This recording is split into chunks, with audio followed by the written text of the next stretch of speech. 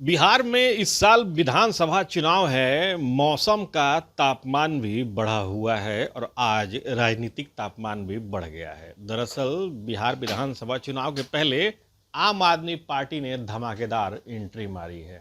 मुद्दे कई हैं, मामले कई हैं, लोग और लोगों के बीच उन मुद्दों को लेकर के जाना है। हमारे साथ पार्टी के वरिष्ठ नेता राज्यसभा सांसद संजय सिंह है। जानेंगे मुद्दे क्या है, उनके मुद्दे दूसरे मुद्दों से अलग क्या है। सबसे पहले तो संजय जी आपका स्वागत है। धमाकेदार एंट्री हुई है आपकी आज बिहार में, आपकी आपके जोश भरे भाषण के बाद से। देखिए, आज तो बहुत दुख और पीड़ा के साथ मैं यहाँ पे आया हूँ और ये बताने के लिए आया हूँ कि बिहार के जो लोग 40 साल 50 साल से दिल्ली में रह रहे थे, बड़े मुश्किल से श्रम करके परिश्रम करके कोई ऑटो चला के कोई रिक्शा चला के बड़ी मुश्किल से अपने बच्चों का पेट पाल रहा था, उनकी झुग्गियों पे बुलडोज़र चलाया है बीजेपी ने। और ये विश्वासघात और धोखा कैसे है कि चुनाव के पहले बीजेपी के नेता, सांसद, विधायक और यहाँ के भी तमाम नेता गए थे, तो वहाँ रहने वाले पूर्वांचल के, यूपी बिहार के भाइयों के घरों में रुके। हम लोगों ने अपने संस्कार के हिसाब से उनको जो हो सकता था खिलाया पिलाया यहाँ के लोगों को, और उन्होंने कार्ड दिया प्रधानमंत्री के नाम का कि ये जहाँ झुग्गी वहाँ मकान की गारंटी है नरेंद्र मोदी जी की, आप चिंता मत कीजिए, आपकी झुग्गी कभी टूटेगी नहीं। ये बीजेपी ने विश्वास दिलाया था और चुनाव जीतने के ठीक बाद विश्वासघात करते हैं। पिछले कई महीनों से, वहाँ 2-3 महीनों से चुन चुन के बिहार के लोगों के घरों पर बुलडोज़र चलाया जा रहा है, उनकी दुकानों पर बुलडोज़र चलाया जा रहा है। तो आज हमने नारा दिया है पटना में इस विरोध प्रदर्शन में, हमारे विधायक संजीव झा जी ने, कि दिल्ली में गद्दारी और बिहार में यारी नहीं चलेगी। तो हम बिहार के लोगों के बीच में जाएंगे, वो फ़ोटो दिखाएंगे, वो वीडियो दिखाएंगे जनता को कि किस तरीके से बिहार के लोगों के साथ दुश्मन देश के नागरिक की तरह व्यवहार किया जा रहा है दिल्ली में।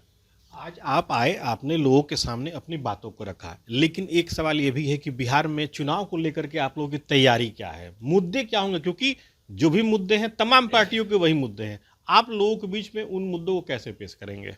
देखिए, 1-1.5 महीने पहले मुझे याद है कि यहाँ के जो प्रभारी हैं अजय यादव जी और हमारे प्रदेश अध्यक्ष राकेश यादव जी, अभिनव जी जो सह प्रभारी हैं, इन लोगों की बैठक राष्ट्रीय अध्यक्ष जी के साथ हुई, केजरीवाल जी के साथ, और ये तय हुआ कि बिहार के अंदर हम चुनाव लड़ेंगे, आम आदमी पार्टी चुनाव लड़ेगी यहाँ पे। और 3 चरणों की यात्रा यहाँ पे अब तक हमारे प्रदेश इकाई के लोग पूरी कर चुके हैं राकेश यादव जी के नेतृत्व में। 4 चरण और बाकी हैं। हम केजरीवाल के मॉडल को, आम आदमी पार्टी के मॉडल को, शिक्षा, स्वास्थ्य, बिजली, पानी के मॉडल को लोगों तक पहुंचा रहे हैं और उस भरोसे से चुनाव में जा रहे हैं कि जनता हमारे ऊपर विश्वास करे। जो हमने 10 साल काम करके दिखाया है, पंजाब में काम करके दिखा रहे हैं। आपने केजरीवाल मॉडल की बात कही और कांग्रेस और आरजेडी दोनों माई बहन योजना की भी बातें कर रही हैं। आपकी योजना पे लोग क्यों यकीन करेंगे? हमारी योजना पे इसलिए लोग यकीन करना चाहिए कि हमने 10 साल दिल्ली में उन योजनाओं को लागू करके दिखाया। न सिर्फ लागू किया, उसके लाभ कितने बड़े पैमाने पे लोगों को मिले हैं कि जब 2 साल इन्होंने अंत में हमारी सरकार के डिस्टर्ब किए, हमारे नेताओं को जेल में डाला, तंत्र का दुरुपयोग किया और हम चुनाव हार गए, 2% वोट से हम पीछे रह गए।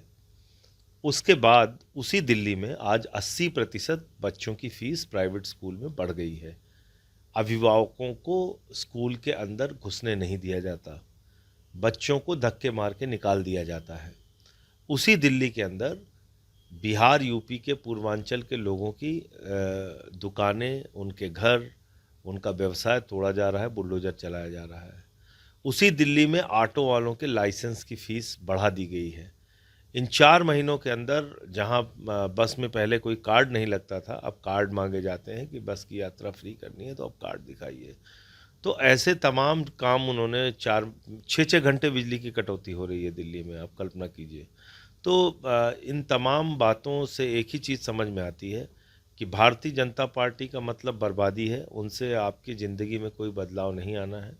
आम आदमी पार्टी का मतलब है शिक्षा, स्वास्थ्य, बिजली, पानी, जो बुनियादी ज़रूरतें हैं इंसान की ज़िंदगी की, उसको हम पूरा करके दिखाते हैं। हमने 10 साल काम किया है, तो इसलिए लोग भरोसा करें। आप अकेले चलेंगे या कोई साथी भी होगा? अब अभी जो फैसला आज की तारीख में हमारा है वो अकेले चलने का ही है। हमारा किसी दल, किसी पार्टी के साथ कोई ना गठबंधन की कोई बात है, ना कोई बातचीत शुरू हुई है। तो इसलिए हम आज की स्थिति तो यही बता सकते हैं आप। महागठबंधन और एनडीए, इन दोनों में आपके लिए बड़ा शत्रु कौन है? देखिए, जाहिर सी बात है कि भारतीय जनता पार्टी जो है वो पूरे देश के लिए एक नासूर बन गई है। जिस तरह से सेना का राजनीतिकरण हो रहा है, ऑपरेशन सिंदूर को बेचा जा रहा है, जिस तरह से अभी भी हमारे वो खूंखार जो बहनों के सिंदूर उजाड़े थे, वो खूंखार आतंकवादी नहीं पकड़े गए, और अभी से वोट की राजनीति ऑपरेशन सिंदूर के नाम पे मोदी जी ने शुरू कर दी है। बिहार में नौजवान नौकरी मांगने के लिए सड़क पे आता है तो उसको लाठियों से पीटा जाता है।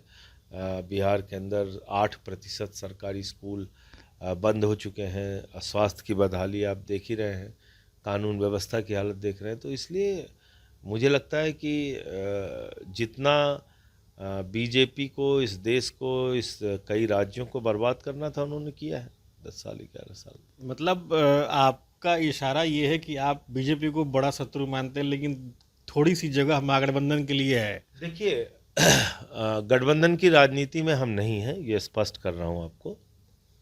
दूसरी बात यह है कि सत्ता में जो होता है, पहली जवाबदेही उसकी बनती है। कल को मान लीजिए कोई दूसरी पार्टी किसी राज्य में सत्ता में है या यहाँ पे आती है, तो सवाल उससे बनेगा। आज की तारीख में देश की राजनीति में कौन है सत्ता में? मोदी जी हैं। प्रदेश की राजनीति में कौन है? नीतीश कुमार जी हैं और सम्राट चौधरी जी हैं। तो सवाल तो इन्हीं से बनेंगे ना, और इन्होंने जो काम किया है तो उसके खिलाफ बोलना पड़ेगा। जो है तस्वीर सामने है। आप मानते हैं बिहार में डेवलपमेंट हुआ है या नहीं हुआ है? देखिए, पहले के कार्यकाल जरूर नीतीश कुमार जी के बेहतर थे, लेकिन जो उन्होंने पिछले 2 टर्म अगर आप उनको देखेंगे तो उसमें कोई बहुत बड़ी उपलब्धि उनकी आप नहीं गिनवा सकते हैं। और ख़ास तौर से अभी जब से वो बीजेपी के साथ आए हैं, कोई भी चीज़ ऐसी नहीं है जिसको अपनी उपलब्धि के तौर पे गिनवा सकें। तो और इतना लंबा समय हो गया, अभी भी पलायन हो रहे हैं लोगों के, अभी भी नौकरियां देने में आप कामयाब नहीं हो पाए। आप इतने लंबे समय से शासन में हैं। तो मैं ये नहीं कहूँगा कि शुरुआत में उन्होंने बिल्कुल कोई काम नहीं किया, काम किया, लेकिन अभी जो पिछला 2 टर्म है उनका, उसमें कोई बहुत बड़ी उपलब्धि नीतीश कुमार जी के पक्ष में नहीं है। दिल्ली में जिस तरीके से आप लोगों ने फ्री बिजली, पानी वगैरह की बात कही थी, क्या आप बिहार में मौका मिलेगा तो आप जनता को ये देंगे? निश्चित रूप से हमारा मुद्दा ही वही है, और हम उन्हीं मुद्दों पे जनता के बीच में जा रहे हैं और अपनी बात कह रहे हैं। अभी की तारीख में आपने कहा कि आप अकेले हैं। आने वाले कल में क्या समान विचारधारा वाले दलों के साथ आप जा सकते हैं? राजनीति में जो सामने होता है बात उसकी ही करनी चाहिए। तो अभी जो सामने है मैंने उसकी बात की। तो अभी फ़िलहाल हमारा किसी से कोई गठबंधन नहीं है। कितनी सीटों की तैयारी है पूरी आपकी? सारी सीटों पर, सभी सीटों पर लड़ेगी आम आदमी पार्टी। आरजेडी से तेजस्वी यादव, कांग्रेस से कन्हैया कुमार लगातार अपनी बयान के माध्यम से अपने अपनी अपने पार्टी के रणनीति के माध्यम से काम कर रहे हैं। आपकी पार्टी की तरफ से बिहार में चेहरा कौन है? हमारे राकेश यादव जी जो प्रदेश अध्यक्ष हैं, वो लगातार यात्राओं के जरिए, अपने कामों के जरिए लोगों के बीच में जा रहे हैं, आंदोलन भी कर रहे हैं अलग अलग मुद्दों पे। अभी जो 4 चरण की यात्रा बची है उसको भी अपने अगुवाई में वो चलाएंगे प्रदेश के अंदर।